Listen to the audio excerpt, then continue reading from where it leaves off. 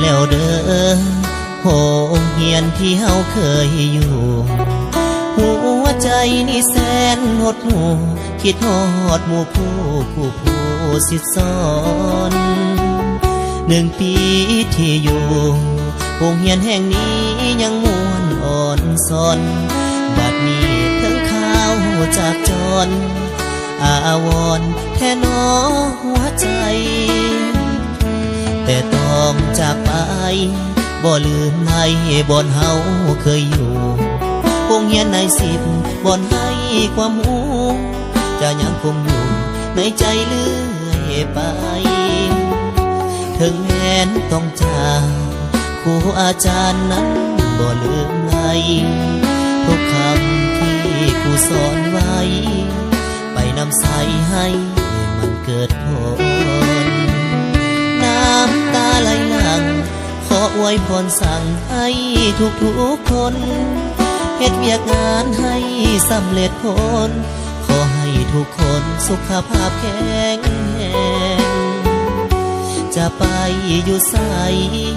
ขอให้เป็นที่หักแพงอย่าลืมกลับมาเบิ่งแยงสร้างแปลงโรงเรียนแห่งนี้ขอฝากเพลงนี้แทนคำไว้ใส่ทุกคนที่ยังจบไปขอให้เป็นนายทหารได้เป็นนายพลนายพันขอให้สุขีอยู่แดนใดขอให้โชคดีโรงเรียนแห่งนี้ฝังใจบ่ลื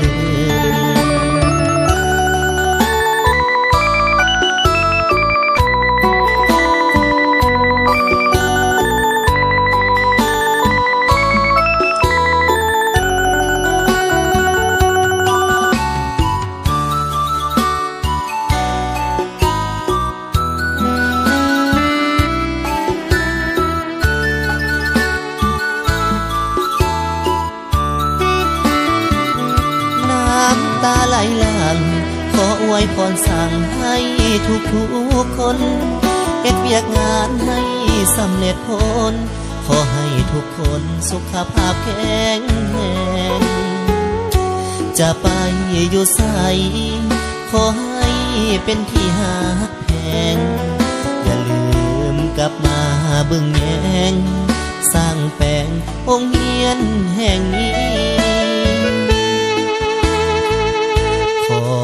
ฝากเพลงนี้แทนคำไว้ใส่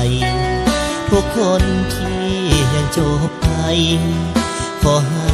เป็นนายทหารได้เป็นนายพลนายพันขอให้สุขีอยู่แดนใดขอให้โชคดีโรงเรียนแห่งนี้ฝังใจบ่ลืม